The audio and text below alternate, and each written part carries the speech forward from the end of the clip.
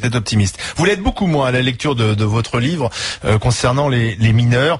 Ces dernières années, le discours majeur, c'était de nous expliquer que les mineurs étaient de plus en plus violents et qu'on ne pouvait plus d'ailleurs finalement les juger comme des enfants, mais quasiment comme des adultes, notamment cette tranche d'âge entre 16 ans et 18 ans. Et vous faites un constat totalement inverse. Vous dites que c'est une absurdité, la façon dont on a transformé ces dernières années la justice des mineurs. Par les d'hystérie d'ailleurs. Plus qu'absurde, plus dangereux.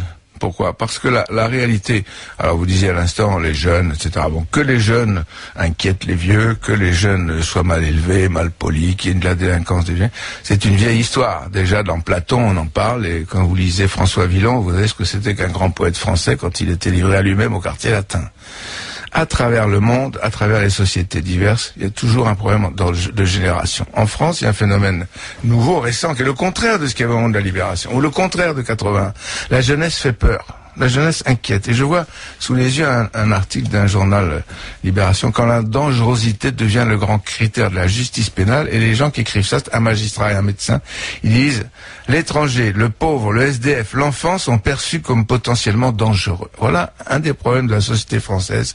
Comme elle a peur de son avenir, elle a peur de ce qui est son avenir biologique, c'est-à-dire les enfants. Et je pense que ça explique, ça permet d'interpréter cet espèce de mouvement incroyable, ces lois successives qui saucissonnent l'ordonnance de 1945 et qui amèneraient progressivement, si ça se poursuivait, le droit pénal des mineurs en France, comme celui des États-Unis, à se rapprocher du droit des majeurs. Simplement parce que vous employez une expression dans votre livre, vous dites que le jeune en capuche, c'est le retour de l'ennemi de l'intérieur, en fait. Oui, quand j'étais jeune moi-même, j'étais pas en capuche, j'étais étudiant. Ceux qui étaient contre la guerre d'Algérie, on était l'ennemi de l'intérieur. On était l'anti-France. Quand on protestait contre la torture, contre les camps de regroupement, on était des mauvais Français. Aujourd'hui, et c'était l'ennemi intérieur. Il y avait une militarisation de la politique, une politisation de l'armée dans cette période coloniale, des fins des guerres coloniales, la fin de la période coloniale.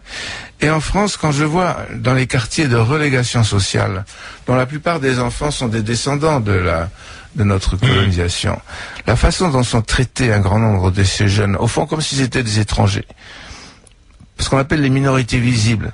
Quand on dit des enfants issus de l'immigration, regardez l'expression issus de l'immigration, ça a l'air de dire ils sont issus de l'immigration, ils en sont sortis, mais ils sont pas tout à fait entrés en France quand même. Et ces jeunes-là se sentent stigmatisés. C'est parmi eux qu'on trouve en effet beaucoup de jeunes délinquants, pré-délinquants, vrais délinquants, parfois dangereux, parfois pas très dangereux. Pourquoi est-ce que c'est comme ça? Parce que ce sont les pauvres, parce que ce sont les misérables. Au 19e siècle, les misérables, c'était le petit prolétariat des rues de Paris qui venait d'ailleurs de la campagne. Vous semblez excuser finalement la violence, la délinquance en raison d'arguments tout à fait recevables, de problèmes sociaux, etc. Mais est-ce qu'on n'a pas trop excusé la violence de ces enfants? Je ne suis pas du genre à excuser. Il y a deux choses différentes. Il faut analyser les raisons de la délinquance et de la criminalité. Après, il faut porter un jugement juridique et moral. Une faute commise par un enfant, par un adulte, elle peut être inexcusable. La différence entre la faute commise par un enfant et celle commise par un adulte, c'est que l'enfant, on considère qu'il est encore en période de formation. C'est pour ça qu'on l'appelle enfant. C'est pour ça qu'il y a une convention internationale des droits de l'enfant que la France a signée. C'est pour ça qu'il y a des juges des enfants qui ont un rôle autant éducatif que punitif. Si on commence à traiter les enfants comme des adultes, ce qui se passe aux États-Unis, alors on les met en les prisons pour adultes, où ils se font violer et matraquer. Pendant longtemps aux États-Unis, on les condamnait à mort, on les exécutait comme les adultes.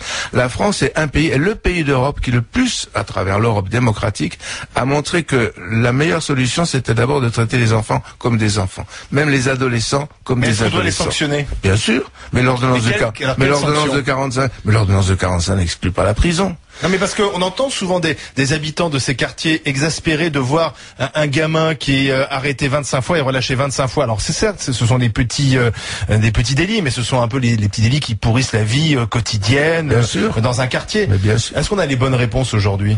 On a des bonnes réponses aujourd'hui dans notre droit, mais on aura de moins en moins bonnes réponses puisque notre droit est changé, métamorphosé, dégradé. Lui aussi, là, il perd son triple A. J'étais en Suisse, j'ai fait un voyage, pas seulement à travers la France, dans les tribunaux pour enfants, voir ce qui se passe. C'est pour voir, parce que vous savez, la justice des mineurs, c'est pas votre faute, vous ne la connaissez pas. Pourquoi? Les journalistes ne sont pas admis, peuvent pas entrer. C'est pas le huis clos, c'est ce qu'on appelle la publicité restreinte. C'est une des raisons pour lesquelles elle est peu connue. Moi, je commence à la connaître. Ça fait 1 an et demi que je ne fais à peu près que ça. Et qu'est-ce qu'on y voit en France? On voit un droit qui se dégrade. Qu'est-ce qu'on voit ailleurs? Ailleurs, c'est pire aux États-Unis ou en Angleterre. Mais ailleurs, c'est beaucoup mieux en Allemagne, en Suisse, en Espagne, où là, au contraire, on adapte ce droit. Et figurez-vous qu'en Espagne et en Allemagne, on n'envisage pas du tout de réduire à 14 ans ou au contraire, on envisage de traiter, on traite les jeunes jusqu'à 20, 21 et on pense parfois jusqu'à 25 ans. Et qu'est-ce qu'on fait, par exemple, de différent, alors ? Un différent, c'est qu'on donne plus de chances à la réinsertion. Avant de mettre les gens en prison, on les prend en main, on s'en occupe. On a des psychologues, des travailleurs sociaux, des éducateurs qui s'en occupent. Pourquoi ? Parce que c'est comme ça, par le raisonnement, la plupart des jeunes délinquants, ce sont des jeunes sans famille, ce sont des jeunes sans père, ce sont des jeunes sans perspective, sans espoir. Au Canada, on a créé des centres éducatifs fermés en France. Au Québec, 90% des jeunes qui sortent de la justice des mineurs ne récidivent pas. En France, on est à 80%. C'est pas mal. On donnerait plus de moyens à la justice des mineurs en France. On atteindrait le niveau du Québec en 10 ans. Mais on a fait les centres éducatifs fermés. On fait le contraire. On donne moins de moyens. On est en train de fermer des centres adaptés à des jeunes pour les rééduquer, pour les transformer en centres éducatifs fermés qui sont en réalité une sorte de prison. Il y a actuellement un choix invisible parce que les Français ne connaissent pas beaucoup cette justice, ne suivent pas beaucoup ces budgets, c'est compliqué. Un choix invisible qui nous conduit vers le modèle américain. Et je pense, en effet, si je me suis mobilisé là-dessus, si je conduis, c'est parce que je pense que le modèle suisse, la Suisse, je reviens de Suisse, hein, et eux, ils ont adopté récemment une loi qui s'inspire du modèle français. Ils se demandent pourquoi est-ce que la France vous écartez de ça? Parce que De Gaulle, en 45, c'était pas un doux rêveur. La guerre était encore en cours, on finissait encore la guerre. Pourquoi est-ce qu'il a proclamé cette ordonnance? Parce qu'il s'inspirait des idéaux de la résistance, des idéaux qui étaient ceux de la démocratie française.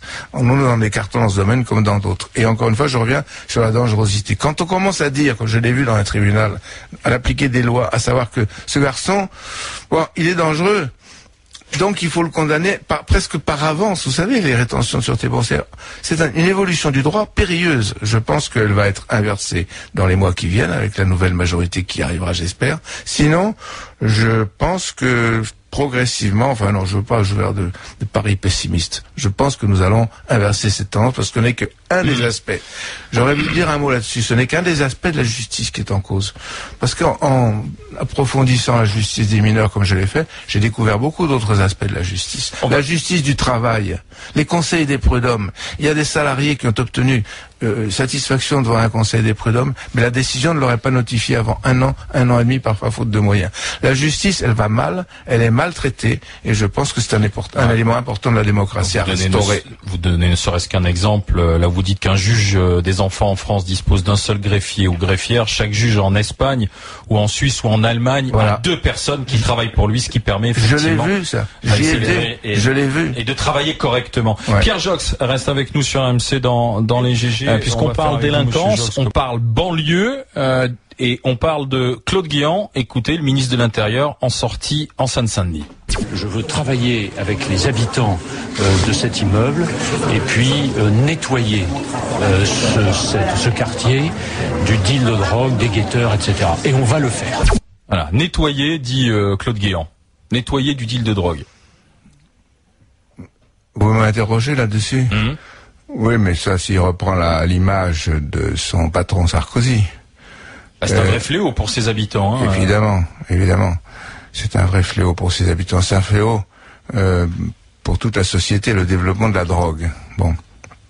Mais traiter les hommes, les êtres humains, même des malfaiteurs, comme de la saleté, employer ces termes, le Karcher, qu'avait dit Sarkozy, lui était encore plus violent.